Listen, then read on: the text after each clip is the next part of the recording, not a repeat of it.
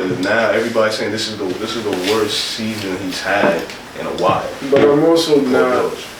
I mean, my thought process is split on it because I don't super believe that you only have to focus on one thing and you can't do other things to be successful in one thing. But when your focus and dedication is to one thing, that's where you excel the most. So it's case by case, right? Like it's hard to determine. It's just to me. It's just but look like what Tyler created did. He's one of the biggest artists like in hip hop for the last how many years? With his fashion line, with his own festival, what he's done musically, cracked into the pop culture. Like that's a lot. He's transitioned. He looks like he's stretched in. He's not as a producer. So that's different. I mean, when you talk about the big three conversation, how is Tyler Creator not in that conversation? If you want to talk about lyrical rap ability, sure, he shouldn't be. But if you're talking about overall, he should be there. As the big three. For sure. One of the big three. As far as one of the big artists that came out of that generation of that, I mean, I just never understood. It's like, when did this big three shit start? I don't even know. I think it's always been a thing. It's always because those are the three best coming out at the same time that's been consistent and the best rappers for over 10 plus years. It was a thing, and sorry to cut you off, bro. It was always a thing in hip hop, in music in general, but especially in hip hop because we're so competitive. And then you remember there's a drop off, hip hop is dead, nobody makes quality music anymore, and then you have the resurgence that we're talking about. You have 09, you have Cudi, Wale, Cole, Drake, you feel me, Big Sean, all of them, you feel me, and then it's like, all right, now they all have a decade plus in, and they all have quality music still. And all right, now we can have a conversation again. Drake's obviously, we know where he's at. You feel me? Dot, we know where he's at. Cole, we know where he's at. Tyler, we know where he's at. You feel me? I guess you could say that it's probably always been a big thing. It's always been a thing. But I feel like this is like at least the last couple of years. This is the first time they actually put a label on it. At least for me, because it's like. At least back in the day when you asked people, oh, who do you think is the best rapper? I didn't hear nobody saying, oh, who's the big three? Biggie, Jay-Z, and Nas. What are you talking about? They would say the three names, but I wouldn't hear people say who's the big three. It was just like, oh, who do you think is the best rapper? It started with Wayne being I'm the best rapper alive, right? And then it kind of evolved into that. But what is the most thing tied to it? Like, ball and hip-hop are like basically married, right? Yeah. It's the same thing. Who's the best three ball players in the last decade? And off the top of your heads, you can be like, I know LeBron, Kobe. Yeah, all time. Whoever. Say in the last 10 years, who's the best three ball players off the top of the head? It's not a hard answer, right? It's Steph, LeBron, KD. There you go. It's the same thing. So it just kind of evolved. It's married together, you know? And it's not even a question when you think about it. Like, yeah, Cole, Kendrick, and Drake with the longevity, success, and also best skill ability. Because who's the best rappers out of all that? Now, you can go to the basement rap and talk about, like, I'd rather listen to Griselda all day before Drake, but you can't take away what Drake does. As far as popularity, success, I mean, Cole can sell at the Garden in a week if he wants, which is crazy. I mean, the goalposts are always going to move depending on, like, the consumer, right? But there's always been, like, a tier conversation. I mean, for me, that's understandable. Well, Sean is underneath focused on top fives when I was growing up. I never thought of like the big three. It was always, who's the top five? Well, the other thing is that everybody can create their own platform now. Sure. Everybody has an opinion now. Before, like, it was the radio or the magazine. You feel me? So whatever you heard on Hot or Power or whatever you seen in the Source or Double XL, that was the consensus, and everybody had their barbershop talk. You feel me? It's debatable. But now, because everybody has a platform, it's like, alright, this person says this, so it is what it is, or whatever. Or even if the actual artists are saying this shit now. You feel me? So artists themselves are like putting that target on their back because, like, alright, everybody got something to say now. Artists have to defend themselves and they have to talk their shit, especially as rappers. Because bloggers and the internet is the new media, right? So everyone has an opinion to what you're saying. Yeah, but then everybody has their own criteria. It's like, what was it, like a year, 2 years ago, maybe longer, when every outlet had their own list of top 50 rappers? Right. That's hard to determine when everybody has their own criteria. No one has a breakdown of like, okay, lyrical ability, like storytelling, X, Y, Z, all these things. Like it's preference. It's subjective. It's the all subjective, goalposts creative. we could go on and on. Yeah, for sure. Because some people don't care about sales, some people don't care about plaques or whatever. It's like what you could do. I mean, just look at some people in this modern day era. A lot of players. GOAT is Paul George. They don't care how many rings. And I get that. They don't care how many points. To be your favorite player, yeah. That's subjective, yeah. So I like watching him play. I would never put Paul George in my top 5, but you know. I don't think that's how you feel. There's feel. nothing wrong with that. No, there's nothing wrong. But was he one of the top players in the last 10 years? Sure. Yeah, sure. I would say that. But it's a big league. But also to both y'all points though, it's really more of like I do think with the top 3 thing, I think that was self-proclaimed by all 3 of them. I think they were kind of like hinting at it for a long time. Drake, Kendrick, and Cole, like they were hinting at that with the top 3 thing.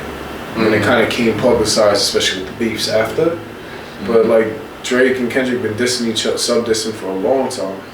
Years ago, even with that BET cypher, Cole's been quiet, but I think it's a little obvious too though. It's not just sales, it's just like who's the best 3 rappers I hear when they drop albums, those 3. That's the thing. It's just like the Bron, Steph, and KD shit. Yeah. It's like you could feel whatever, and but they all play different. It's kind of like obvious, bro. Yeah. Like when niggas go up against Bron, KD, and Steph, they play a little different. Just like when niggas get on a record with those 3, they rap a little different, or they you feel me? And that's why Tyler and Future, because you can't knock Future either, right? Is on the outside looking in, because the only caveat is bars. Because their bars aren't those 3's bars, as far as rapping ability. But if you take out the rapping ability, they right there with them. As far as success, great projects. That's I don't agree about Tyler though, because I think Tyler could rap his ass off. I do, he's mad lyrical. He is. I think Future's mad lyrical too. In their own way. In their own way. But that's what I guess it's like. That's why it's hard to like put top. Cause what are you talking about? What are you basing it on? Like if you talking about sales, I don't like. Come on, anybody can make really good sales if you get one really good song. You know, you said for what? Not for a decade. Okay, yeah, Drake is a whole. I mean, but so it's Future, and Tyler, and Dot and Cole. Honestly, like I'm glad you brought up Future because people don't bring up his name enough. Because like I mean, even in the beef last year, like Dot brought up a good point in the fact that Drake kind of like in that mid 2010s era. I hate to keep talking about homie, but in that mid 2010s era, like. I'm not saying that he had like a little fall off, but he kind of needed Future for like to sustain himself through that. The collab album got him hot. You feel me? Like so you gotta bring a Future. And listen, I hate to take it to MC brain. The reason why it separates because then how I start to view it is like say they hit all the analytics right, as far as success, fans, decade, great albums, all that. Then my brain goes to okay, if I put 5 of them in the cipher, who's going to really fight in the back room? And then that's my problem. And those 2 are out. I'm sorry, Tyler. Yeah. It's going to be Cole and Dot left. As far as in a cipher, like no cameras, no nothing, no one's watching. Oh, I think you got Tyler fucked up. I was gonna say Tyler's gonna be in. I think you got Tyler fucked up in that regard, bro. But how I look at Tyler though, and this is not a knock, and he's even said this himself. I look at him more in the Ye Pharrell box. The producer making music, and I rap too, but that's not what I lean on. I don't think Tyler's I think Tyler's a dope rapper, but I don't think that's where he hangs his hat on. But like to what he's a great creator. To even what Kendrick said to Drake at times, like when you're talking about the best, subjective though again. For sure. Yeah. But when you're talking about the best. Like you said, for a real MC, I don't want to hear sales. No, that's what we're talking about. That's why I'm saying, can you hold your own in a cipher? Yeah, so that's why I was like, when you say top 10 best artists, is when Drake be like, oh, I made this amount of sales. And that don't mean that's cool. You're a pop artist. You're in a different space. But that means you probably, if you want to say top 5 most successful artists, that's a whole different conversation. All right, perfect example. Y'all remember that video when Hov and X were on tour together, yeah. And after they go on stage and they ciphering back there, they doing it for like the love of it. Hov don't need to, and X don't need to be ciphering in the back room after they just killed a fucking show. But they doing it because that's how it's built, and then that's how real MCs really understand like who's really about this. So fuck sales and fuck all this and fuck popularity of fans. We here just, you know, man to man, just why are we rapping now? Yeah. Because that's what it really boils down to. If you really want to talk about this hip hop shit, it's like same thing with ball. Like, all right, we'll play 1-on-1. That's what I was gonna say. That's what I was gonna say. So I was gonna bring up ball because everybody always talk about like, oh, ball like, hip hop, LeBron, MJ, Kobe. They always talk about stats, and then look, they even talk about LeBron knocking out MJ stats still to this day. But people don't realize LeBron played 7 more years than MJ. Put both of them on the court. Started early then. Yeah, and I was like, put both of them on the court in their prime, and let me see. That's exactly. really what it boils down. That's where it really boils down. As far as real hoopers and real MCs, that's what it really boils down to. About your stats, and back to your original points, like if you really a creative, you really an artist, you really an MC, like that's always going to be at your core. Same thing as a hooper. Like KD's a real hooper. At the core of it, he'll go and ball out in the fucking summer league just cause he just wants to go drop 60. As a real rapper will rap anything. For sure, it's kind of like another artist. Like if you take a professional painter. And then a painter only probably drew maybe like 4 or 5 joints, but he made the most money out of it. But you got this other painter that draws like nothing that you have never seen before, but his paintings don't get as much money, unfortunately. Yeah. I mean, y'all both chefs. Like y'all both chefs take it to the chef shit. It's like, okay, I can have the best inventory and I can have the best walk in the world, right? But what happens if you walk in your fridge, you have 6 ingredients? Can you make a fire meal out of that? Sure. You know, it might sound funny, but that analogy always reminds me of that episode of SpongeBob when he went against I guess it was the king. Oh, I know what you're talking about. Yeah, he had mad shit, but that shit tasted like dirt. Yeah, that sounds like that's the perfect analogy for me because I don't give a fuck how high of a head chef you are. I don't give a damn how much knowledge you have. You tell us, all that, you can tell us we gotta make the same exact thing right now, and I cook your shit. I don't hear it. Exactly. Because it's how the food comes out and how they perceive it. Yeah, that's all that matters. Because you can have top-notch quality, wagyu, all this other shit, ingredients, but you know what? If I have 6 ingredients of whatever I have left in the fridge, I don't even know what I have, and I can make a great dish out of it. That shows. Right. It's not about all the bells and whistles. It's the purity for it, and I feel like, you know, going back into the original point of this conversation is shout out to SpongeBob teaching us things. Yeah, that's a fact. Shout out to SpongeBob to this day, bro. R.I.P. Stephen Hillenberg, Stephen Hillenberg. But yeah, it goes back into the original point about this whole conversation. It's the purity and like the love for it, and it's not to knock people who benefit off of whatever's popping and they use it as a launching pad to whatever they really want to do. But there's a separation, is all I'm saying. There's a separation, and you could, at a certain point, you gonna see. Real talk, you that ass gonna, like, whatever's done in the dark is gonna always come to light, bro. So, there's a separation. Yeah, you know how many people challenge you son ball because they thought it was fascinating because you might just so happen to have, like, a quicker high school record or some shit, but then how about you see me on the track, though? It's different. You know what I mean? It's different. But you gotta even think about it. Even amongst the best ones, then it's like, all right, we're all successful in our own right. But like, when we kicking it and the cameras off and no one's watching, we still want to know amongst us. Bolt did it. If we talking about Bolt, he did it in the Olympics, bro. I seen him, bro. The second Olympics in London, bro. I'll never forget that race, bro.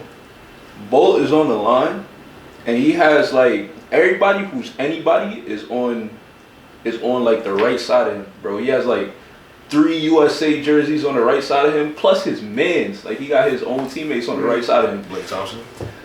What? Huh? Blake Thompson. Nah, Johan. Yeah, nah. He had Johan Blake. So he had. I forget it was on it was on one side of him. He had everybody lined up next to him. He had Johan Blake. He had Tyson Gay. He had Justin Gatlin, and he had Ryan Bailey on the side of him. Bro, gun go off. Y'all cooking y'all niggas, bro. Like that's it. Like you feel me? It's different when you got like the purity and the love and the passion, and you put the work in. You feel me? You could pop all that shit, and that's not to knock any one of those other men, because I'm pretty sure that they have like a similar love and passion. Everybody, once you get into a certain space as a creative or whatever you want to do with your life, you're gonna have like a certain love for it, but there's a separation with certain people. There's tears to this shit. Yeah, real care shows, right? Like real purity of it, like what drives you, for sure. I agree. Word. That was a great conversation, fellas, man. How y'all feeling though?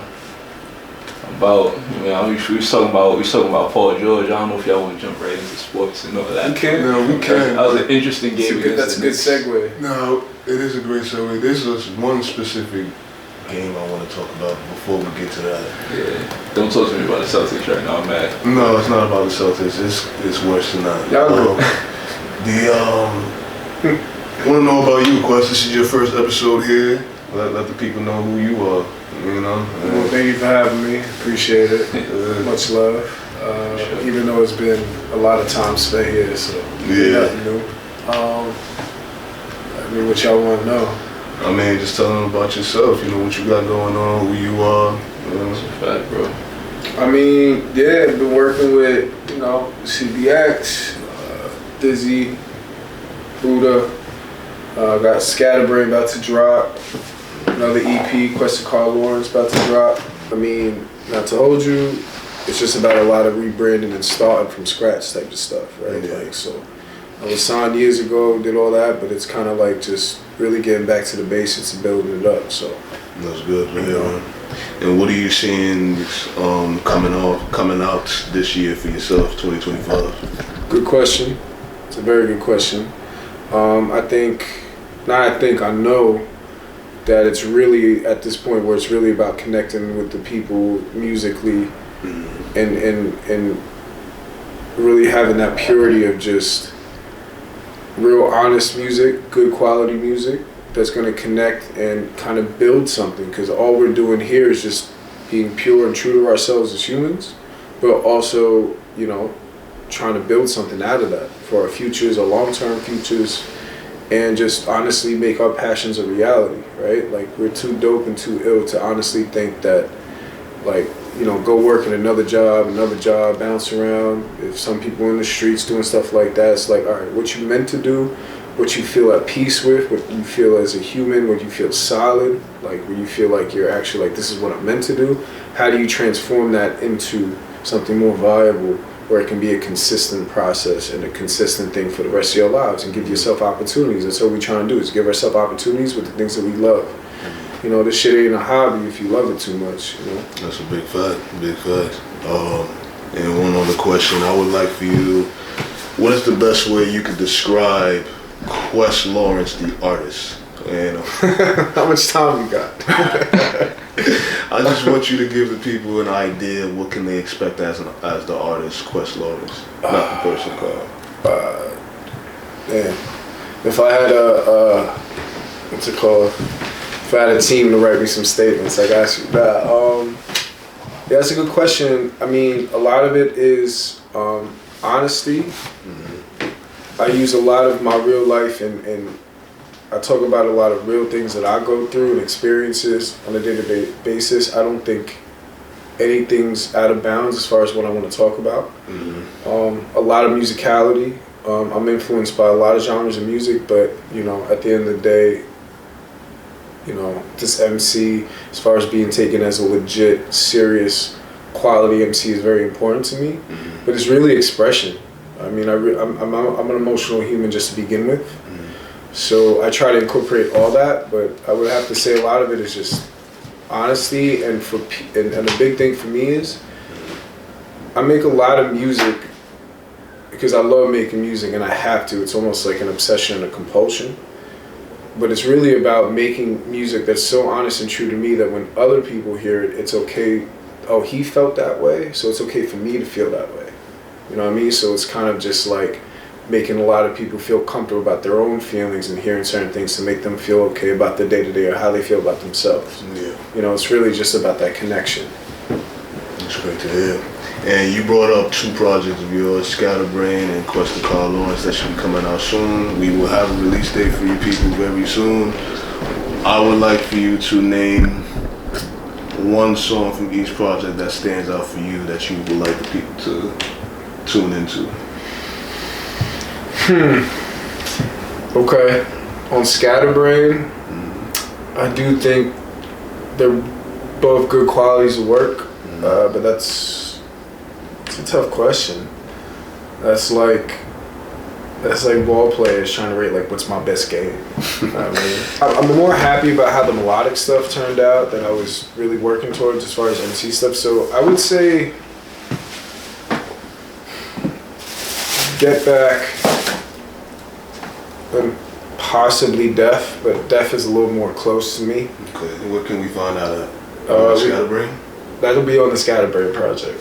Okay. But yeah, I think so. As far as I'm super excited about those records, maybe because they're a little bit more close to home as far as experimental stuff. But that'll be on the Scatterbrain project. Kuest Lawrence, and maybe I'm just being biased. I don't know. I think Let's Keep It Real. It's really raw and stuff. And honestly, I know I give you 2 records, but on Scatterbrain, I think Kerosene, though. I ain't gonna hold you, bro.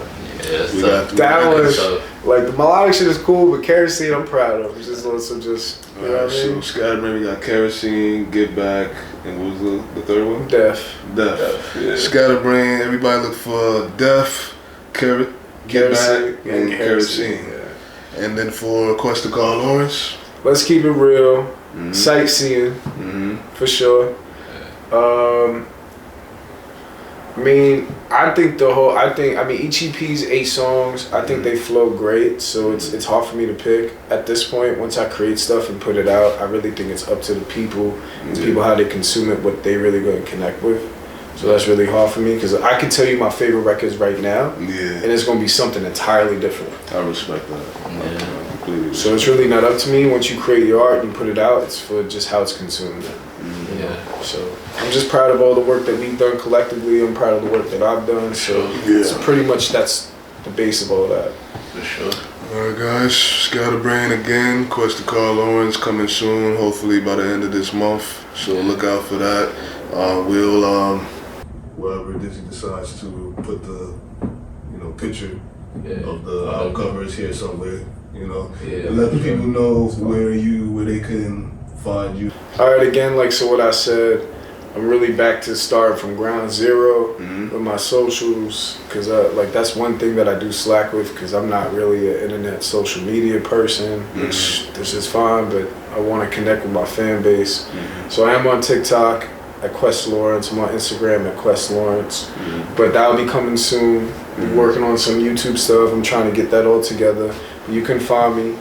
And I'll just Kuest with a K, right? Yeah, Kuest with a K. Kuest with a K, not with a Q. Kuest with a K.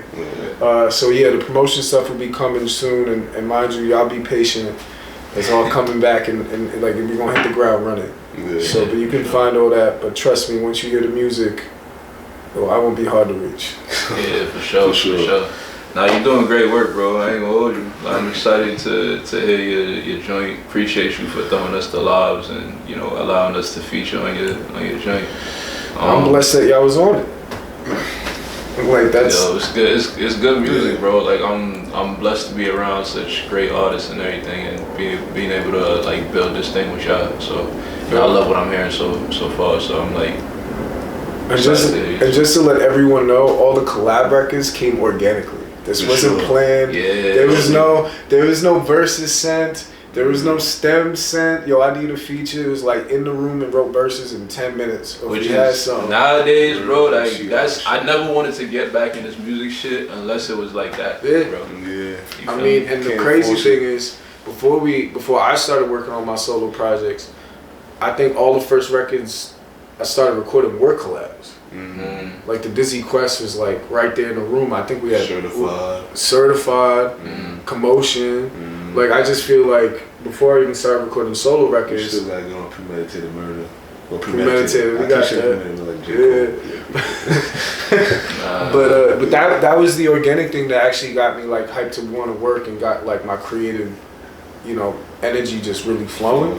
Because it was just Dizzy Kuest just came about yo, here's a beat, and this just went on and just snapped. And I was like, all right, I'll write a verse real quick. And we just did that real quick. Certified, we did that right there. Like, so all of this really started from both of these projects getting done. I really do believe wholeheartedly stemmed from collabing with both of y'all first. And we just doing futures and just being that creative energy which y'all provide. And that just kind of gave me that fuel to just like keep going. So that's how we started. Our first 2 records was just trading balls, trading verses and shit like that. Yeah, I mean, especially as y'all being good humans and as much as we fuck with each other in music and outside of music, but like that's really hard to find when you come be in a room and just creatively just feel free and natural and just flow easily. Yeah. And that's just where it came from. It was organic. And I feel like everything we do is organic. So like that really stemmed from y'all and making it like a really safe creative space for me to just be myself as a creative and as a person. So like that's why I gotta give y'all flowers just on that alone. You know what I mean? Appreciate that, Ken. Appreciate you. I do have a question for the room though. Not to change it entirely, but what is y'all definition of success? Oof. When a person has reached the expectations that they wanted for themselves. You know, like if I get off on one song and then I'm able to provide for my family and all that shit, that's successful with me. I don't need to be the best MC that's ever lived. I don't even have to be the most wealthiest. I just want to live. My success is living a comfortable life. You know, just being able to live without being able to like work for a living in a way. I want to be able to go anywhere I want to go without any like restrictions. You know what I mean? Like if I'm like, oh, I want to go to Hawaii tomorrow, I can be like, hey babe, pack your bags. You know, let's go on a 5-day trip. That's a success for me, at least. Yeah, I agree. Like to piggyback off that, I feel like you know, success is when you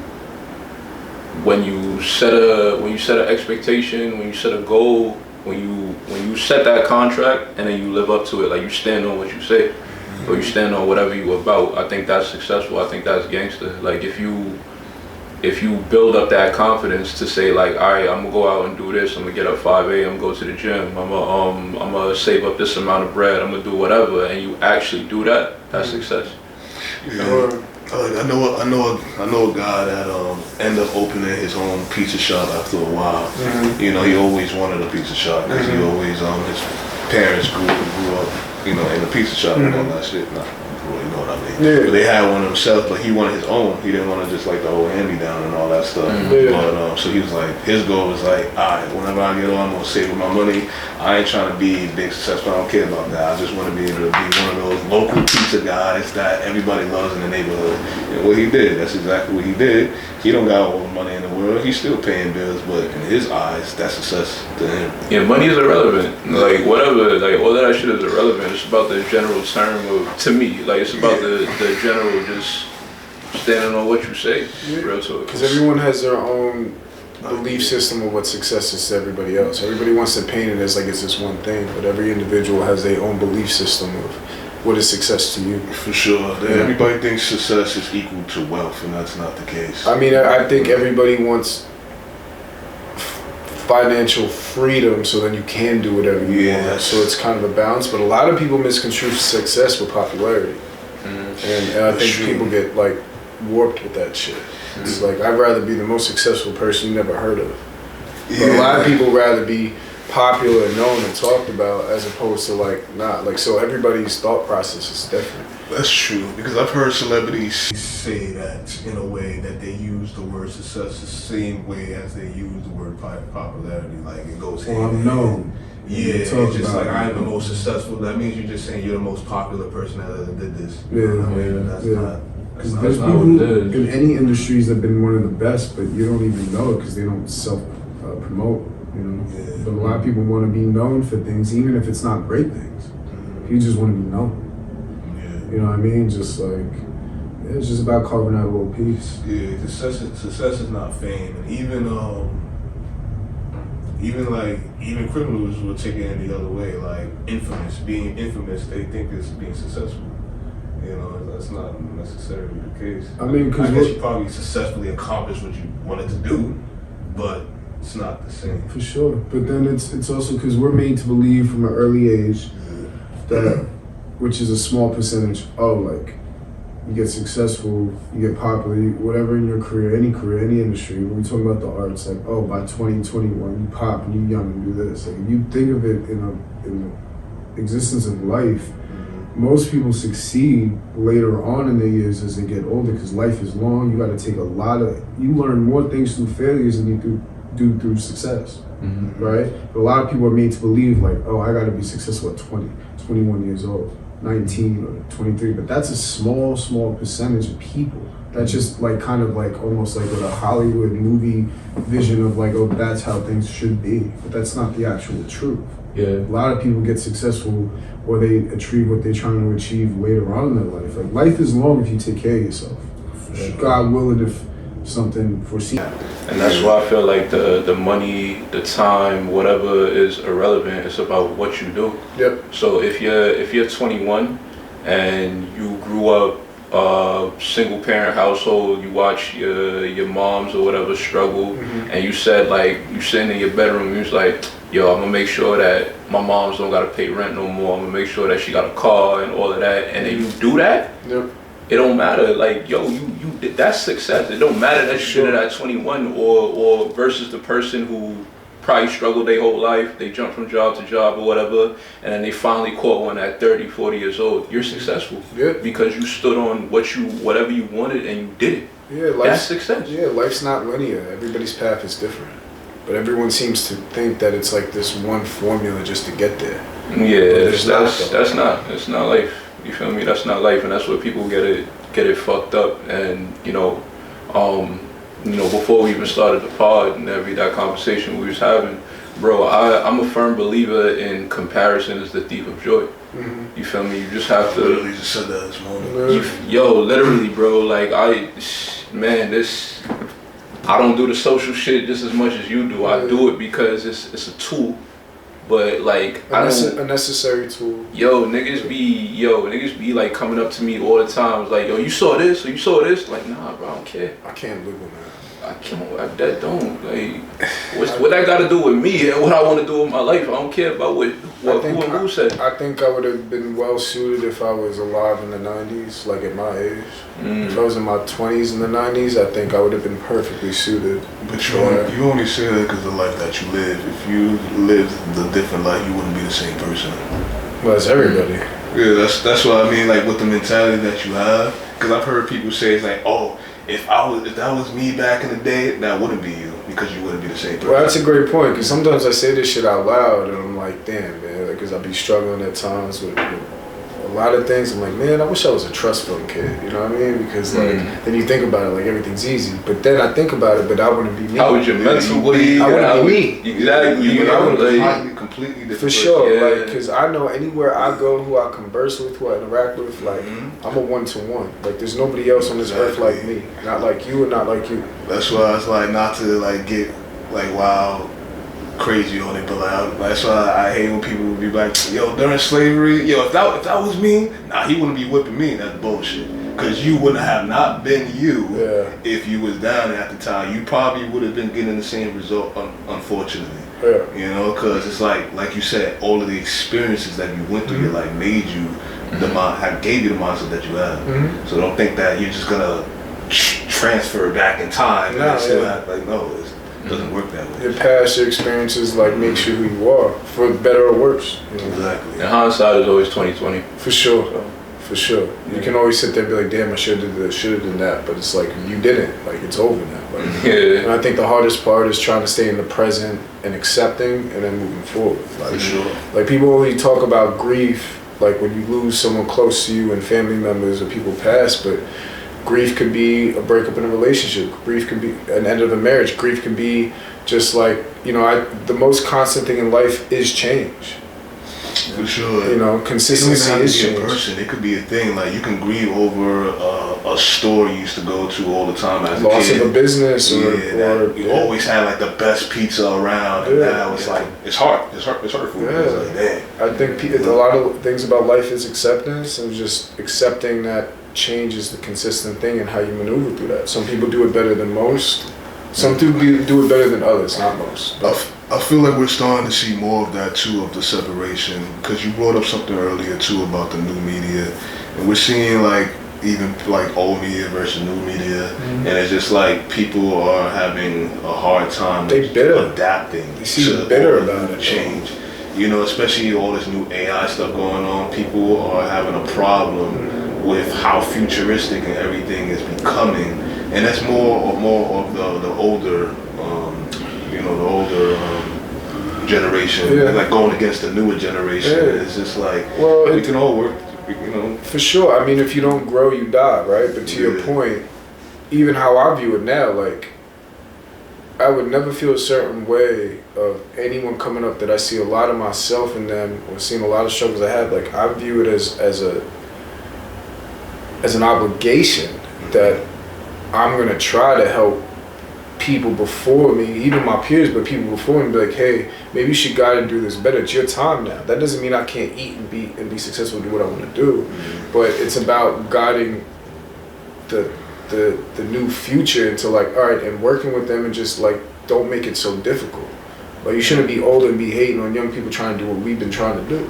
Yeah. You know what I mean? It's just like, you can be in your feelings, but it shouldn't be so. But again, that comes to integrity, your own personal stuff, and then that's we go back to the conversation about success. Like, well, they're taking my popularity away.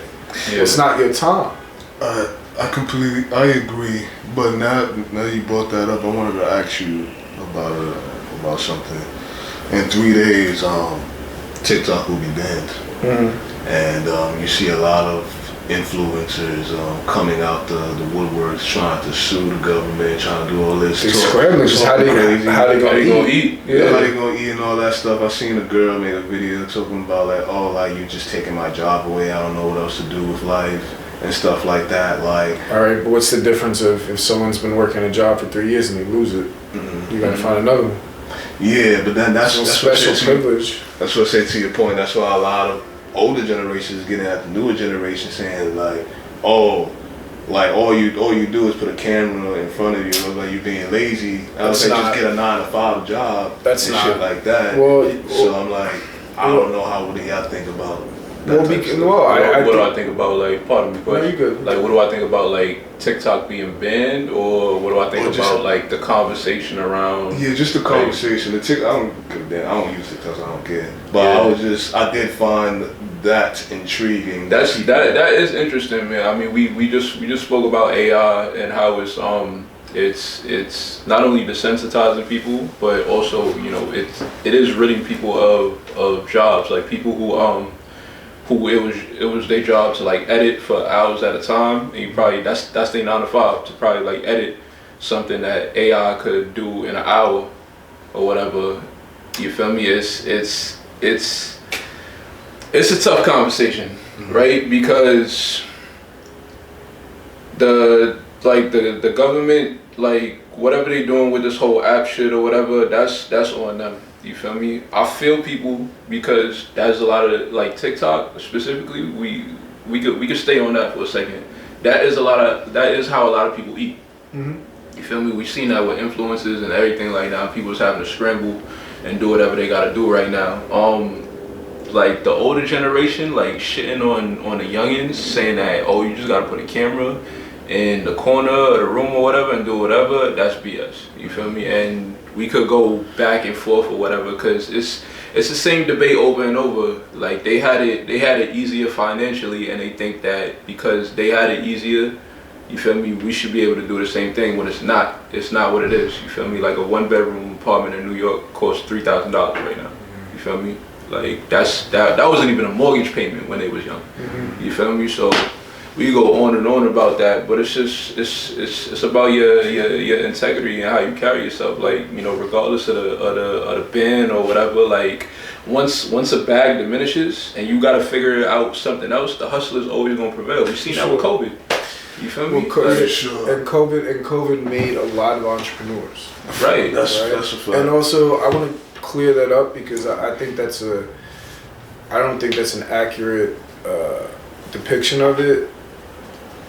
I don't like doing it, but creating content is a job. It's a job. It's tough. It's tough. And my thing is, the reason why I don't do it as much as I should do it to promote myself is because, like, personally, I just don't see myself doing because it's like that's not what I would want to invest in. But it's a job. Creating content every day and then editing and just pushing. And you might not like what they're doing, but it is a job. You can monetize. Or you might not can't do it. You might just be tight that you can't do it, or you're not. You didn't grow up in this generation, and you didn't grow up with that. So you feel me? You probably don't have access to, or you don't even know how to work that camera. Exactly. One thing I would say, I agree with everything you're saying. However, one thing I would say is to even for the example of the video that I saw with the girl, like you said, it is a job, it is hard. Like shit, just last year that was my first time actually doing marketing, and I was like, damn, this shit is like, or going through the cap cuts and looking through it's a lot. So I get it, but what I would say I don't agree with even with the woman saying like, oh, like what I'm gonna do, blah blah blah. It sounds like you just kind of gave up. I don't agree with that, because it's just like, bro, one thing I will agree about with the older people is like, you can, like you said, a hustler, you can just go, you can just figure it out. Don't be talking about, oh, it's the end of the world, like, what am I doing without TikTok? That type of shit, I don't agree with. It's just all due respect. It's like, I get it, it's your job, but just go find another one. Just like how we lost our shit, we just go find another one. I mean, real hustlers needs money to go make more. Yeah, that's the only issue I have with the people acting like that. It's just like, that feels like a little bit of an entitlement in a way, but it's just for sure. It's just like, I get it.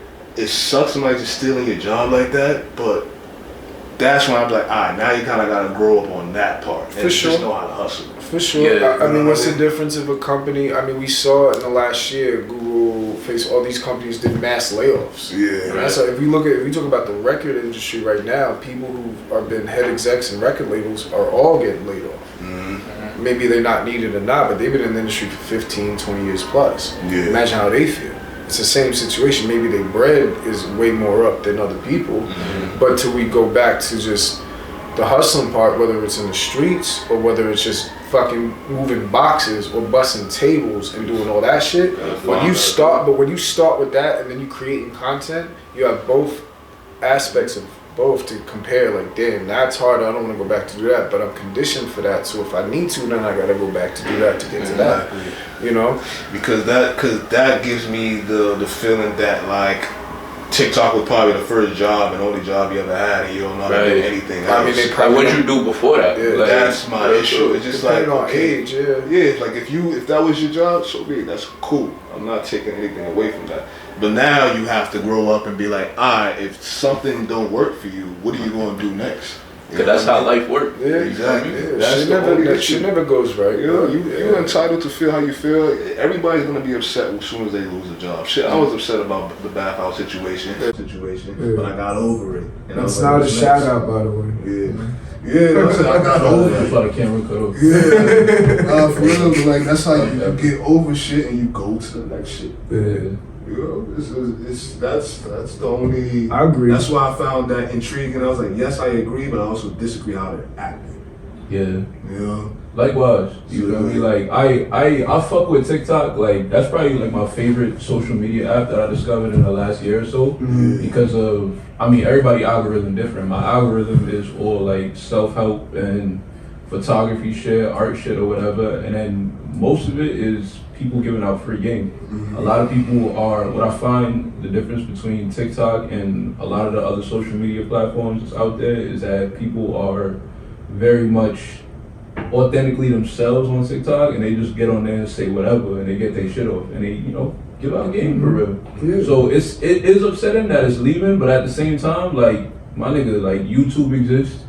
You feel me? I'm pretty sure, like, I'm pretty sure somebody's gonna, as we speak right now, is developing the next app or whatever. Like, you know, Vine was a thing a couple of years ago. Like, what? Like, there's always gonna be another thing. Well, look at what a lot of artists do that have their own fan base and have their own brands. They're creating their own platform. Right. That's the entrepreneur thing. I know Russ does it. Tyler has it. Cole just did it with his podcast. You can only listen to it through my shit. So that just should motivate people. Like, if I had a brand, if I'm successful on this platform, you know what? I'm just gonna take that and just move it to mine, and this is where you get it. And then that's And why back to y'all saying about the hustler shit. Yeah, because it's like that's why I have so many skills that I have because I went to multiple different jobs. So even if that was something that I didn't do, transferable before, skills. You know, it's exactly. So it's just like you need to have that nowadays. Especially that's why I like to what you said before. It was like, oh, you said I forgot, but when an influencer be like, oh yeah, I'm an influencer, but I also do this,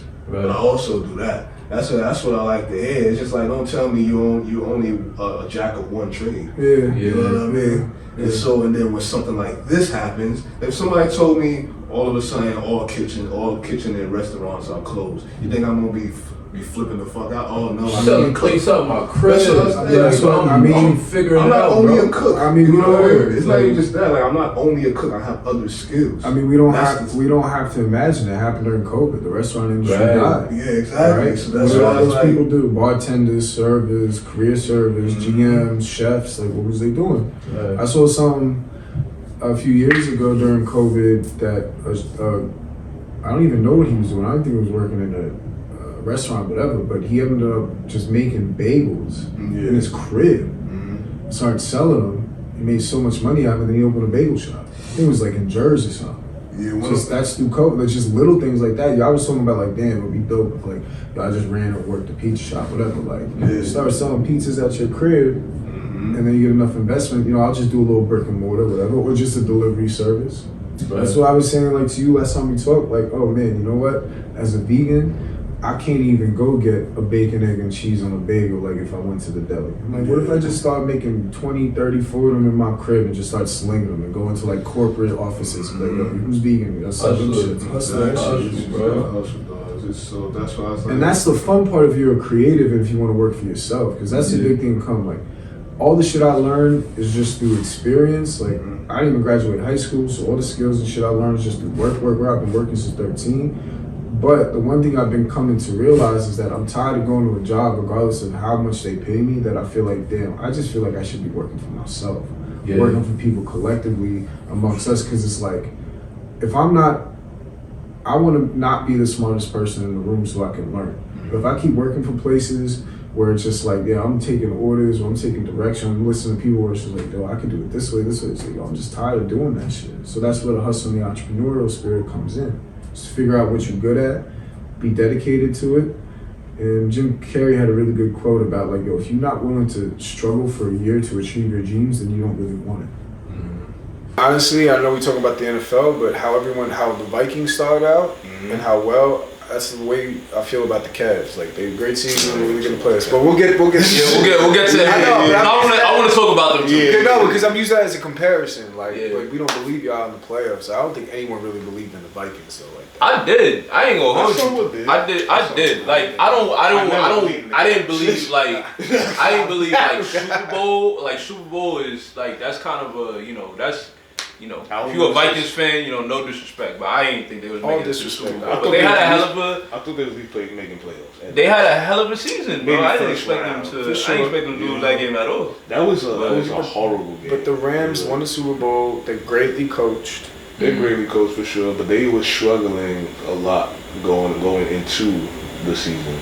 That's why people was having Rams more struggled. The Rams struggled all season, kind of. That's I hear you. Yeah, so it's like from our point of view, Vikings look like the most successful team of the two this year because it's like, oh, they looked great, damn near 80% of the year. Agreed. While Rams was struggling 70% of the year. Is Sam Darnold staying the Vikings quarterback? Oh no, he fucked up. They said that his stock was about up to 52 mil. After that game, it dropped 14 mil. Oh my God. But who they gonna get if they don't bring him back? That's the situation. They might have to run it back. They might have to. But he said it himself. He was like, yo, he fucked up. Like, you ain't do nothing. You failed. He fucked his bag up. If he got a playoff win and get in the playoffs, he's good. Look what happened with Daniel Jones, right? He won that one playoff game and got paid. It's just the thing for me is like, honestly, everybody's their own person, but then it's like, you see a guy like Jaden Daniels, rookie. Let's talk about the Commanders. Rookie. Let's And talk he about ain't the fold. Commanders, baby. He ain't fold at I'll the tell limelight. you. I'll tell you this. Yo, I want to hate because I'm a Giants fan NFC East, but low key though, I'm rocking with them. yo, the David Commanders Daniels are fun is to making- watch, yeah. bro. Very fun. much. Not even Very gonna lie, that was a fun. hell of a game. They I'm going riding up with against them. the Lions. He has a bright future. Bright future, man. They're going up against the Lions January 18th at 8. So how y'all feel about that game, man? What's y'all The prediction? Lions is giving it to them. I'm not gonna lie. I'm not gonna hold you. I think it'll be a competitive game, but I think the Lions are going to pull It's that going to be out. competitive for sure, especially with Jay and Dan. He showed that he doesn't fold under pressure. But it's the Lions show you time and time again what they can do with the amount of injuries that they have. For sure. It's crazy. They had 17 injuries before. Now they have like 13, and they're still one of the best teams. I mean, and you wouldn't think with the Lions, they had a good defense all season, but they can put 40 on you in a game. Like, it's unexpected. Jared Goff, honestly, he's kind of Jared rebranded Goff, his career. He's for sure. They traded him from LA after that Super Bowl loss, being like, oh, he can't play, and he's been balling. I ain't gonna lie, like, so before I'm championing the Chiefs, like, all the way to make it to the Super Bowl, but like, now that I saw a wild card last weekend, my sleeper, like, Super Bowl scenario, Lions-Bills. That would be crazy. It would be very crazy. I wouldn't be surprised by it, to be honest. Is the Ravens-Bill game the best playoff game of the weekend? It has to be. I Right? can't wait for that. Yes. I can't wait for best that. game. And I want it for the Ravens too. That's a statement. I ain't gonna lie. That's a statement. I think they're the best, most equally balanced teams to play each other because I think the Chiefs will wash the Texans. Not wash, but they're gonna get through them. Yeah. Lions we talked about, and Eagles Rams. I gotta give it to the Eagles. I think. Yeah, I gotta give it to the Eagles. I don't know. Maybe the Rams If might. Jalen- I think that's the upset game. If out of all four of those games, I think the Rams would upset the Eagles as far as an upset game. That's the closest one. Well, actually, maybe the Commanders. Because I feel like the Eagles and the Rams are both equal when it comes to coaching. Nah. Yeah. McDaniels is way better than Sirianni. Really? You sure? I think so. I think they're winning in spite of Sirianni and the Eagles. I'll give it to both of them, to be honest. I'm not gonna lie. I feel like Sirianni's a little more riskier, but he don't fuck with his he don't fuck with his head quarterback. He don't have a pulse on the culture on the team. They lose, he might be out of here this year. There's gonna be a lot of changes in the L. This Talent-wise, the Eagles are stacked. you can't like deny I agree. his record. Like, Not at all, but I think he's they been win it doing in good spite for of the it. Eagles for the last couple of years, actually. Yeah, but if your quarterback is not on the same page with him and he's your franchise quarterback, he's out of there. I kind of feel like it depends on how well you do your job. If they lose to the Rams, Cause that's like if Pat Mahomes didn't fuck with Andy Reid. I don't think the Chiefs is going to just automatically like, well, Andy, you gotta be out of here. Andy Reid is just as important and just as Mahomes. I agree. is. But So I feel like it depends. fair enough. You know what I mean? I hear you. But Ravens, It's gonna be like, it depends on if you're winning too, though. That's what I'm saying. The Chiefs are winning. That's so what I'm that, saying. They're saying you are a really good team, a really good coach with a good record. They're gonna be like, can't y'all work it out? well, Like, winning you know what I masks mean? a lot. winning matters. Yeah, it masks a lot of the problems. And we just seen That's my cousin Andy Reid in Philly. You feel me? So Yeah, so that's what I'm saying. It's just like, And as a Giants fan, even though he's an Eagle, I gotta give Saquon his flowers. He's elevated. bro, we gotta talk about him, yo. Saquon just, man, I'm happy for him, bro. Super happy. Too. I'm not mad. I Those like how he Giants slid on the last game. That was smart.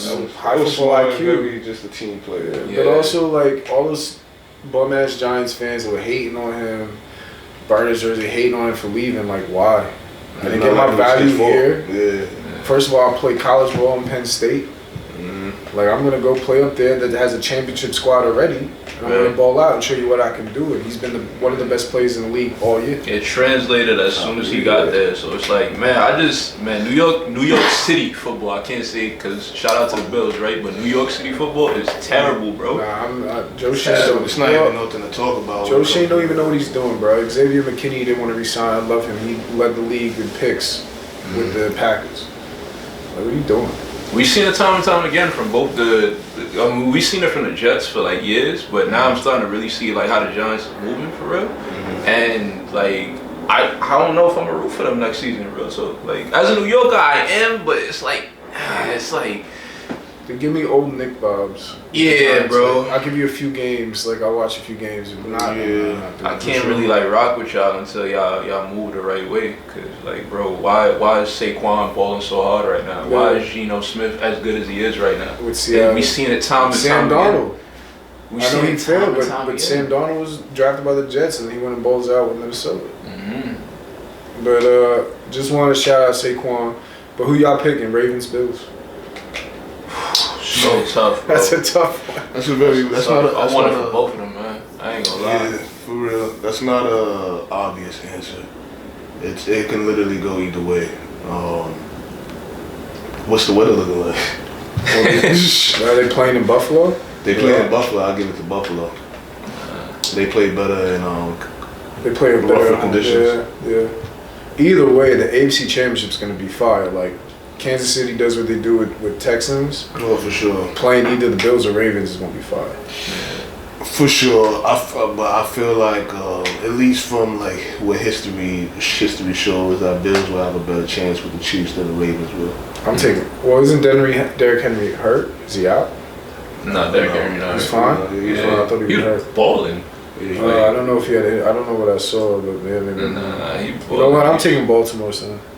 I take I'm Baltimore. riding with Baltimore. Yeah, I just love Buffalo so much though. That's fine. I like Baltimore. I like and them both because I love both Josh Allen and Lamar Jackson.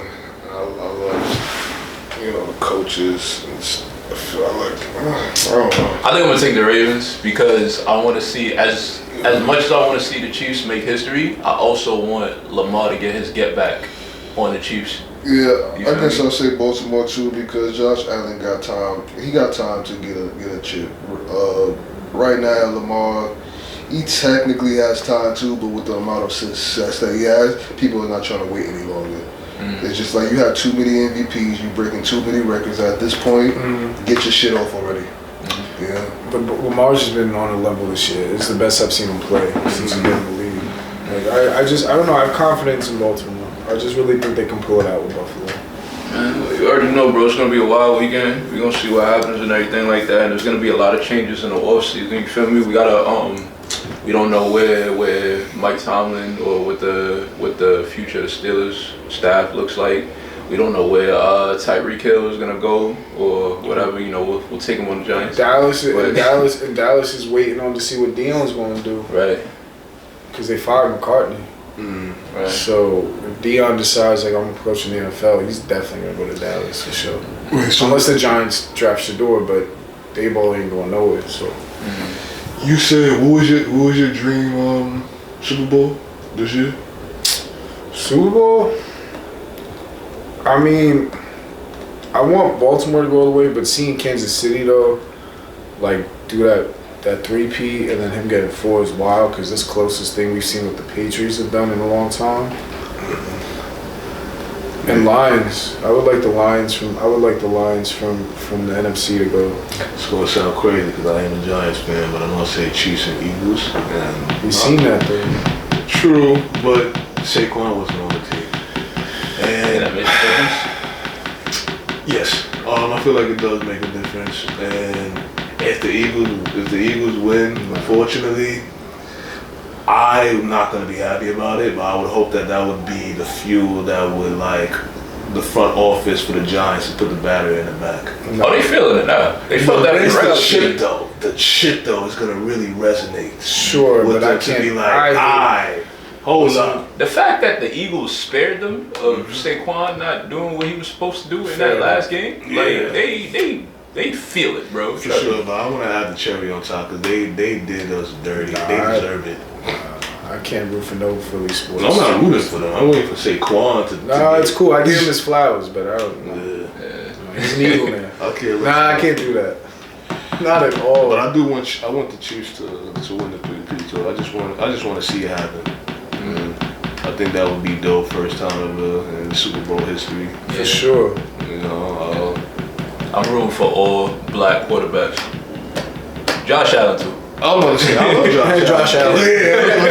But I'm rooting for all black quarterbacks though. I love I mean, I think Josh Allen black as hell. I don't even know about him. He like Kuest over. but nah, he a little bit more country though. Yeah, he's that country black, and that's quite alright. Yeah. We see Shannon. It's scary seeing Stupid. Yeah, country black. it's scary seeing Josh Allen play sometimes. 'Cause you remember when Tom had the long hair for a little bit? Mm-hmm. That's how he looking. Oh looking yeah, like Brady a little bit. I'm Free like, shit. yo, like, y'all want to talk about this real quick about the Fox Sports shit? Nah, what's going on? You gotta put me on. The law. All right, so there's a hairdresser that from Fox Sports that is suing, has a lawsuit against Joy Taylor, Skip Bayless, and the execs. Oh yeah, Troy Cool. So basically, she's alleging that Skip Bayless offered his hairstylist $1.5 million to smash. For the last couple of years. And she told Joy Taylor, and Joy Taylor said don't make an issue, and then now Joy Taylor's getting thrown in the mix because they're saying that she fucked her way to the top. Fucking execs, Ancho, all these people. So who my fault, bro? Who brought this story to the hairstylist? Yeah, she did. She filed this lawsuit.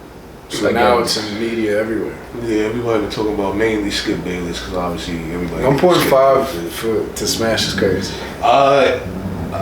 I watched Stephen A's podcast, of course, talking about it because they were obviously the closest out of anybody, and like he said, everybody wants to know his opinion about it.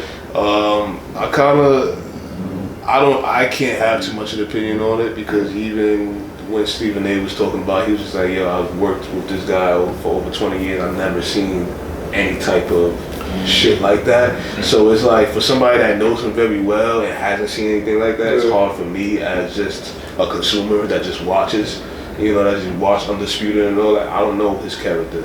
I don't know Skip or anything whatsoever. He doesn't give me that energy neither, but I mean, if it's true, 1.5 is a lot though to offer anybody to smash. I mean, to be honest though, I would have.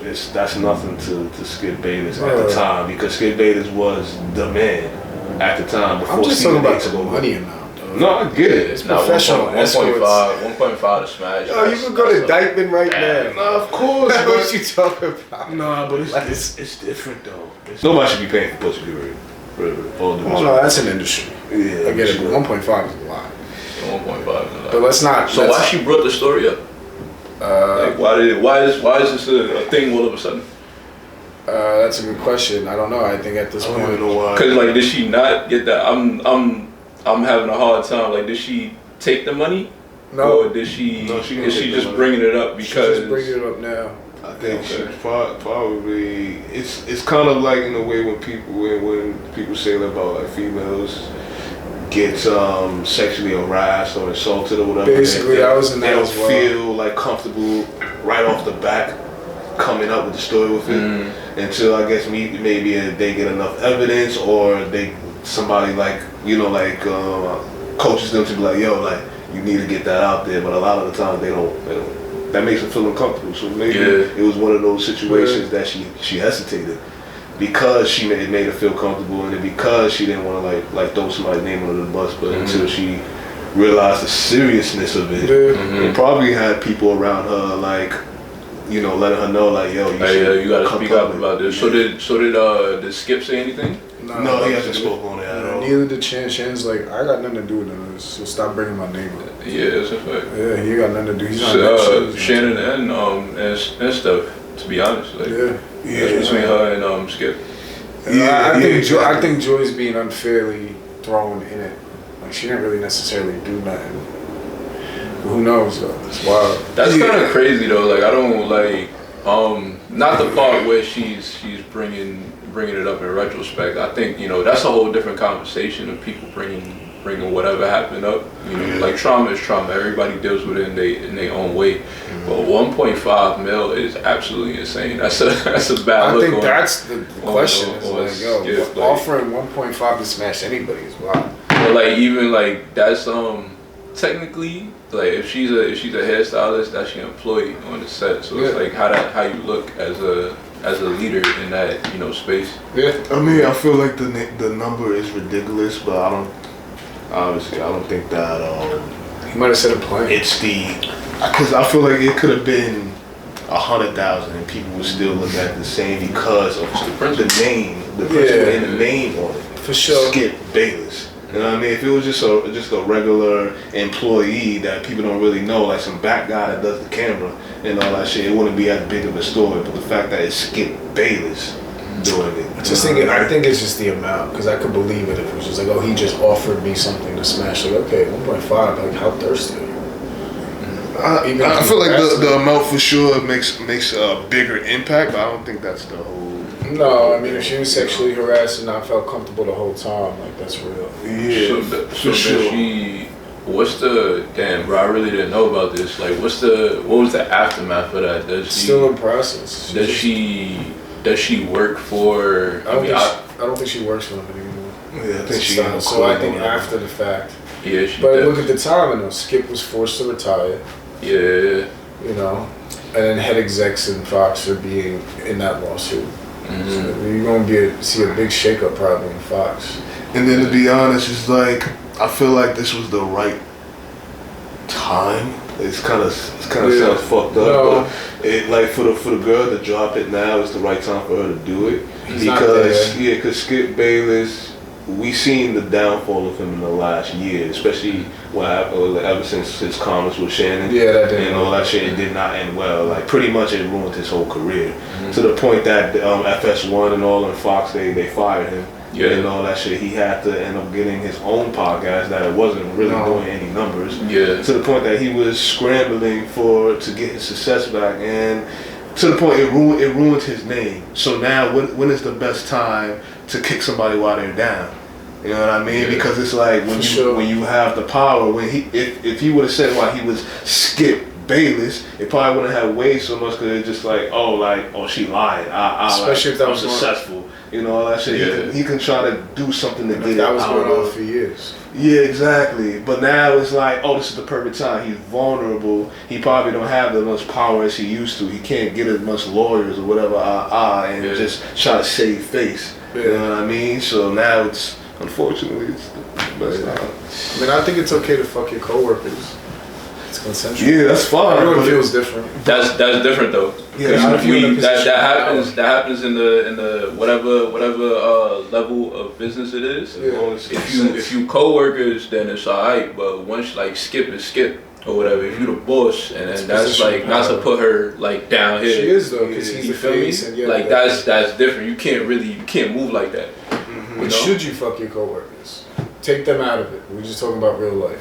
If it's a coworker, it's a coworker. But if I'm in a position like above you or in a hierarchy, if I'm in a management, like nah, I'm not. The only time I seen that work was that guy. What's that guy's name? The old white guy we always used to watch growing up on Wheels and Fortune. Like Wheels of Fortune. Pat Sajak? I can't remember. He was his on name, like but Price he was is Right and all that other stuff. Bob Barker. Bob Barker's on Price is Right. I think Pat Sajak. That's Pat Vanna White? Yeah, cause you remember that was his smashing Vanna White. That's his wife now. Is it the really? host? Yeah, the host of Wheels of Fortune. Everybody found out like they actually was fucking on the league. Now they're together. Like together. And I was that's different. If the let me backtrack. Let me backtrack, right? Because you can fuck anybody you want to, my nigga. Like, but it's like, if you a boss. For sure, if you're a boss, you gotta be careful how you moving in that regard and what's your intention with that. Mm-hmm. Like if you somebody who like, knock on wood. Suppose like this is not the only person that Skip did this with, right? More people come out the woodwork, then you just gotta call a spade at the end of the day. If it's a situation like that where like your intention is like, yo, you really feeling her, you just happen to be her boss, and then your intention is like, yo, I'm really trying to wife you, that's different. But it depends on how you moving in that regard. If you a boss just going around just being a predator or whatever, that's a whole different scenario, which is why like just avoid that. Don't do that. You know? So I heard too that apparently she was inappropriately touched. Like in her that's wild. See, that's like don't. Well, even comments, bro. Like if I'm your hairstylist and I'm coming to get my hair done before I get on camera, and you saying inappropriate, even giving it compliments is still inappropriate in the workplace. It's a certain You know, way you do say- it. You say- like, oh, you look beautiful today. No, you That's- can't even play can- around you with can- that today. I mean, don't even say beautiful. You can be like, oh, you look nice today. Hey, how Oh, are you? Your outfit. I mean, I like your outfit today. You can say certain things like that, but you Yeah. can't be like, oh, let me do your hair. But where do sometime. y'all stand? You know? Basketball is drama for me right now. You feel me? Like the Siege, we took a tough loss to the Raptors. The Raptors looked really good last night. I'm not even gonna lie. They looked extremely good against us. And at the same time, though, like I don't really like. I'm kind of like off basketball a little bit because it is January and we got so much time to go before April, basically.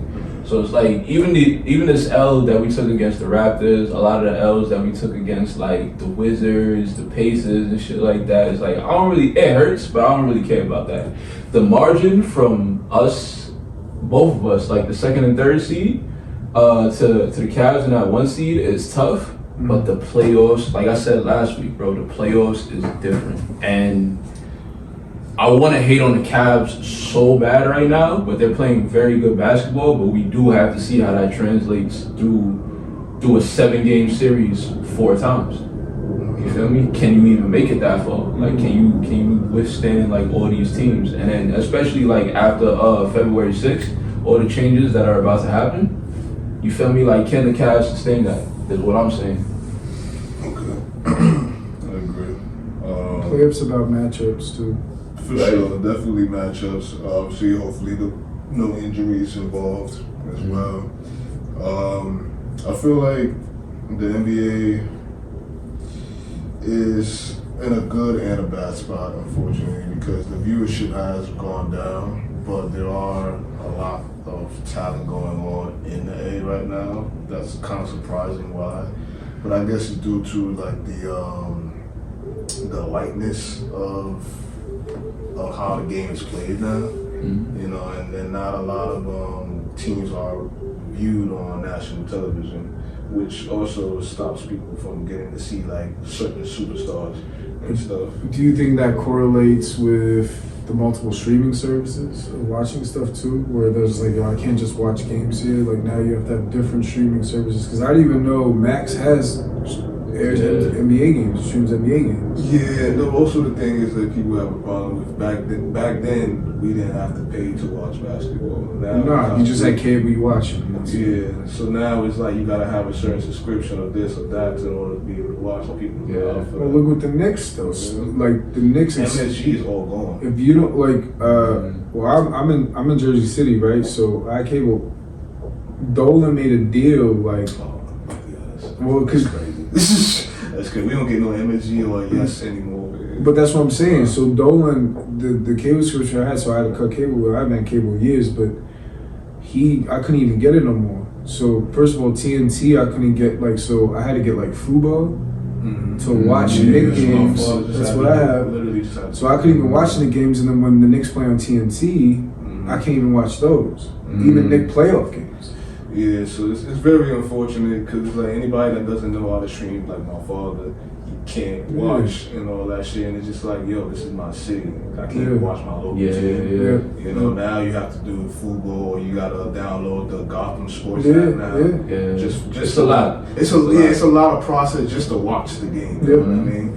And it's just like for old heads like my pops, it's just like that's doing too much. Like I just want to turn on the TV and the game is on. And also just due to the way we consume entertainment or just consume information now, a lot of people I feel like now, especially with the NBA, they'll wait till the playoffs and watch the games, but it's like, you know what, fuck it. I missed the game, I'll just wake up and go on YouTube and watch the highlights. Right, yeah, and that's what it's coming to now. You feel me? Especially like a night last night, there was I only got to see, I think it was like probably 8 games yesterday. I probably only got to see like 3 of them because like that's what it is. It's the streaming services and where I gotta go to see the games. I seen the first half of Knicks Philly, Celtics Raptors, and then I caught a little bit of Mavs Pelicans, and that was it, bro. I ain't gonna lie, there's one game you haven't brought up.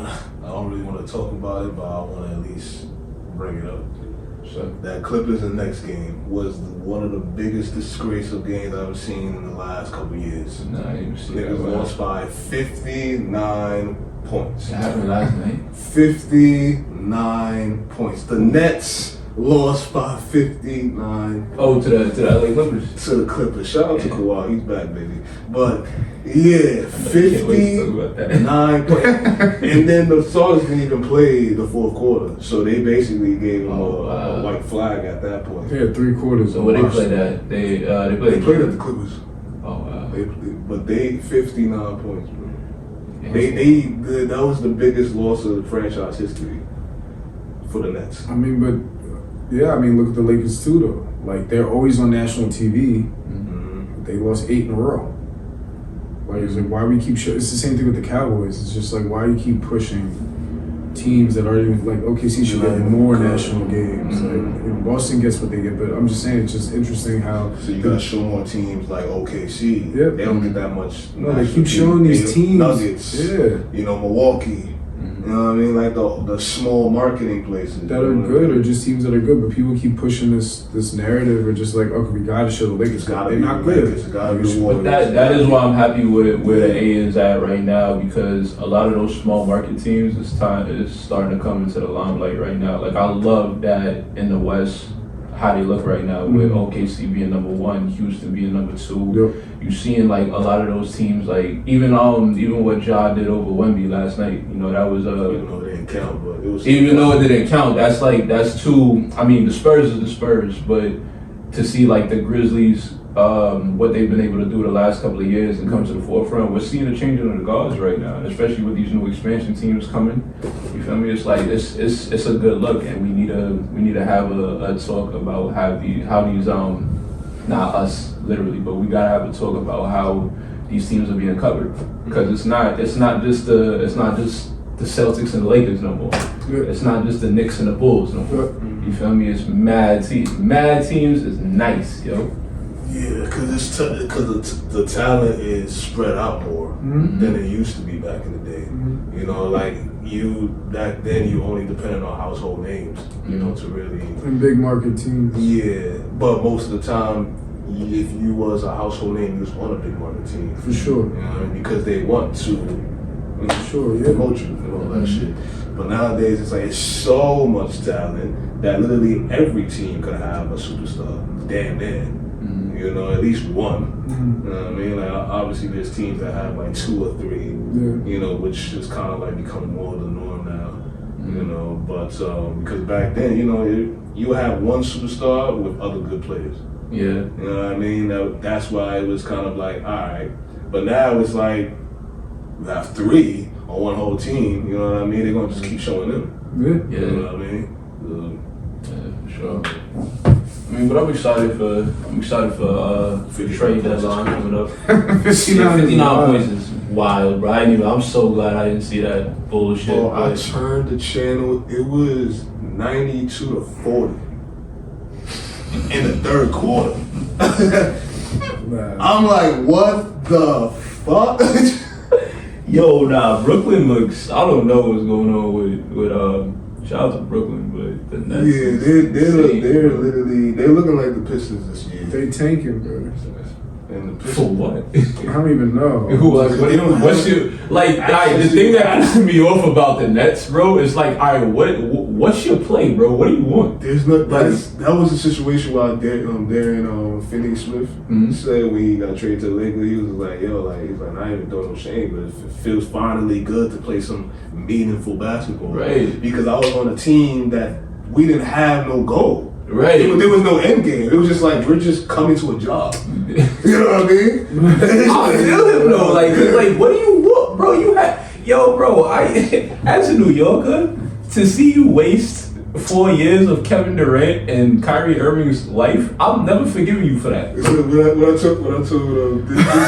I told Dizzy the other day, it wasn't the other day, but recently, I was like, yo, I was at the Brooklyn Nets. They saying like the Brooklyn Nets to compare to the Knicks, they're like the younger sister of like the city and shit. But I'm like, technically, they're the stepsister. They keep getting fucked.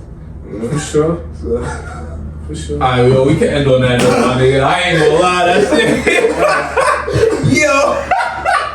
Yo, bro. Yo, I'ma holler at you, buddy. Shout out to the Nets. Yo, this is a great episode, man. We'll see y'all boys next week, King. Yo, bro, Nets, get it together, bro.